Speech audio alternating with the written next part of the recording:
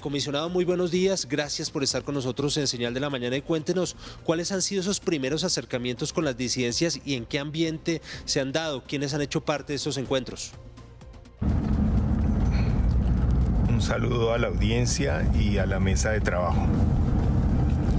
El encuentro que se realizó con el grupo que se define a sí mismo en ejercicio del derecho a la rebelión, Estado Mayor Central de las FARC, es un grupo que afirma no fueron firmantes del proceso suscrito en el Teatro Colón con otro sector mayoritario de la guerrilla de las FARC en el Teatro Colón en el año 2016. El ambiente que se realizó, pues esta reunión, era un ambiente rural donde se evidencia la ausencia de respuesta al acuerdo suscrito en el Teatro Colón del año 2016. Zonas rurales realmente abandonadas que manifiestan la perpetua desigualdad social y la inequidad en que viven los habitantes de estas zonas rurales de Colombia. En el encuentro estuvieron delegados de la misión del Consejo de Seguridad de Naciones Unidas que apoya y verifica el acuerdo del Teatro Colón, y adicionalmente se encontraba un delegado de la Embajada de Noruega acreditada en Colombia. Comisionado, ¿cuál era el objetivo principal de este encuentro y cuáles fueron las conclusiones de esa reunión? El objetivo, pues, de esta conversación inicial dentro de esta fase de exploración y acercamientos en que nos encontramos con las diversas expresiones de violencia armada que tienen controles sociales territoriales y que al mismo tiempo tienen unidades de mando y de la misma manera afectan a pobladores e incluso a sectores institucionales, tenía como objetivo explorar su disposición y su voluntad a ser parte de la paz total. Expresamos claramente el marco de este diálogo, que tiene que ver con la intención, la pretensión de lograr que ellos transiten al Estado social y ambiental de derecho. Ese es el objetivo central. Y la importancia y la necesidad de lograr manifestaciones muy concretas de respeto al derecho internacional humanitario y al derecho humanitario en los territorios donde ellos operan.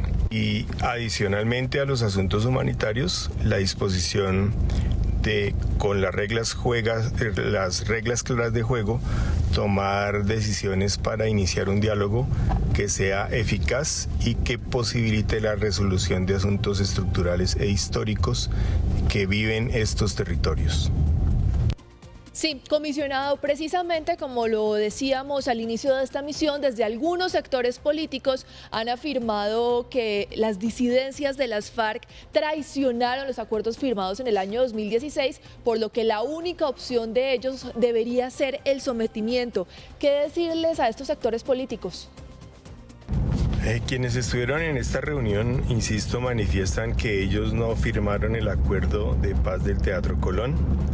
Y en ese sentido, frente a las críticas que se vienen haciendo de sectores políticos, reiteramos que tenemos clara distinción entre aquella grupo armado que suscribió el acuerdo del Teatro Colón. Conocemos de manera directa los avances tan importantes y significativos que allí se dieron para un cambio democrático en Colombia. Sabemos y conocemos claramente los incumplimientos que hay en relación con el acuerdo del Teatro Colón. Sabemos claramente la importancia de que sea eficaz un plan de choque. El gobierno del presidente Gustavo Petro lo expresó en su campaña. El acuerdo de paz suscrito y en el Teatro Colón se va a cumplir. Hemos realizado diversas reuniones con los firmantes de este proceso de paz y adicionalmente hemos desarrollado una estrategia de plan de choque que solamente podremos implementar en el momento en que por vía de decreto la Oficina de Paz del gobierno del presidente Gustavo Petro tenga todas las posibilidades de iniciar con esta decisión administrativa su intervención para cumplir lo que ha sido pactado. 6 de la mañana, 53 minutos. Estamos conversando con el alto comisionado de paz, Danilo Rueda. Y a propósito, comisionado, ¿considera usted, y siguen insistiendo desde el gobierno del presidente Petro, que hubo un entrampamiento en el caso de Jesús Santrich? ¿Usted qué tiene que decir al respecto?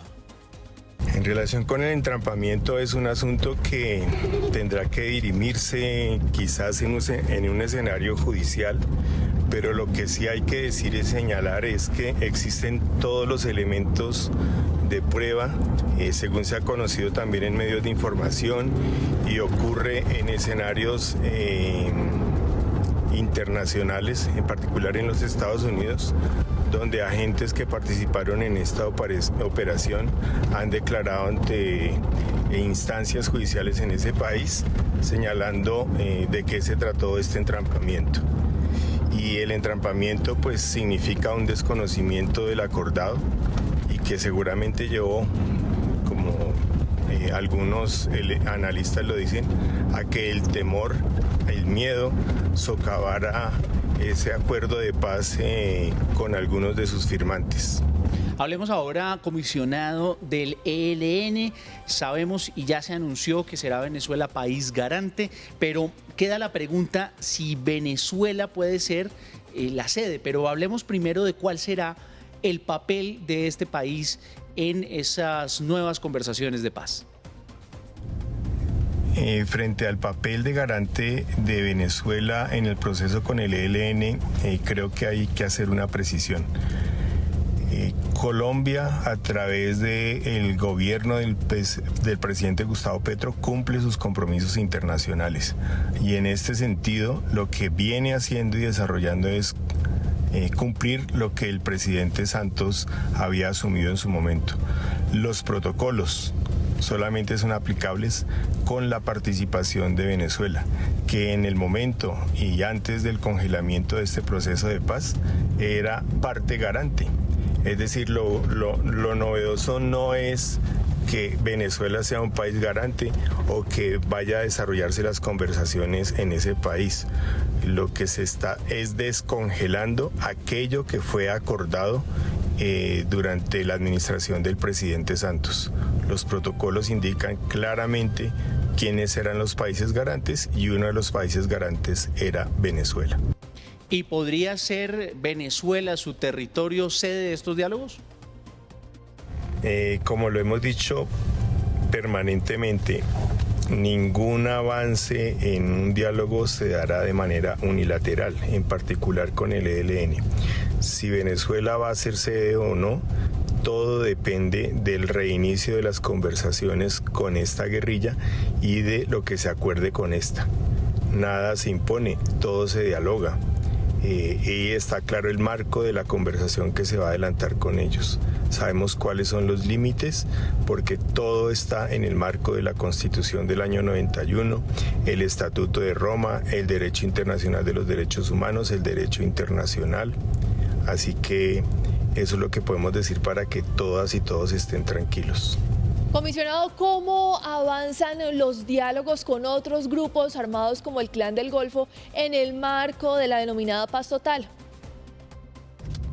Los avances con el conjunto de grupos armados que manifiestan su disposición a ser parte de la paz total están en una fase de exploración y hay un principio básico, una demostración concreta de la reducción de la violencia, el respeto a los civiles, el cese de operaciones armadas contra integrantes de la fuerza pública, o por lo menos la limitación de ese ejercicio de la fuerza que ponga en riesgo la vida, integridad y la letalidad de integrantes de la fuerza pública. En eso nos encontramos con todas las estructuras armadas o todos los grupos armados, en particular con las AGC. Estamos en una fase de exploración y acercamiento y estamos esperando lograr avanzar de una manera más concreta frente a otros asuntos con esta organización armada. Señor Alto Comisionado Danilo Rueda, pero ¿cómo garantizar esa idea de la paz total cuando esa paz total está atravesada además por otros negocios ilícitos como la minería ilegal, el narcotráfico? Insistido permanentemente que la decisión del presidente Gustavo Petro es: esta paz total es una paz que nace desde los territorios, de aquellos lugares donde se experimentan viejas violencias de carácter político no resuelto, donde se experimentan nuevas dinámicas de violencia. Tenemos clarísimo que hay diversas motivaciones e intereses en el desarrollo de la violencia. Una cosa es el ejercicio para manifestar la necesidad de cambios democráticos y de expresiones de transformaciones socioeconómicas. Entendemos claramente este tipo de violencia distinto de aquella que se usa para generar seguridad, protección o acumulación de riqueza y enriquecimiento. Eso lo entendemos claramente. Y también entendemos claramente que el tráfico de drogas, como la minería ilegal y otros factores de la economía, son parte importante de las economías de la guerra. Y esas economías de la guerra, justo de acuerdo con la naturaleza de cada grupo armado, serán abordados en un espacio de diálogo para su desmonte, entre ellos el narcotráfico. Pero también somos conscientes de que estos asuntos son de carácter transnacional, tanto como las economías legales del modelo extractivo, que a veces no tienen límites en nuestro país. Y hay economías legales que se desarrollan en medio de estas conflictividades armadas, criminales, que podrían tener sanciones internacionales, ya que desconocen los principios voluntarios de Naciones Unidas sobre empresas y derechos humanos o sobre asuntos ambientales muy importantes. De ahí que se trata de resolver todo este conjunto de violencias para que todos tengamos claridad. Si continúa la perpetuación de estas dinámicas de violencia en los diversos territorios donde hay inversiones nacionales e internacionales, nadie puede desconocer que estas se están desarrollando a costa de la sangre, del sometimiento, de los desplazamientos y confinamientos de amplias capas de la población colombiana.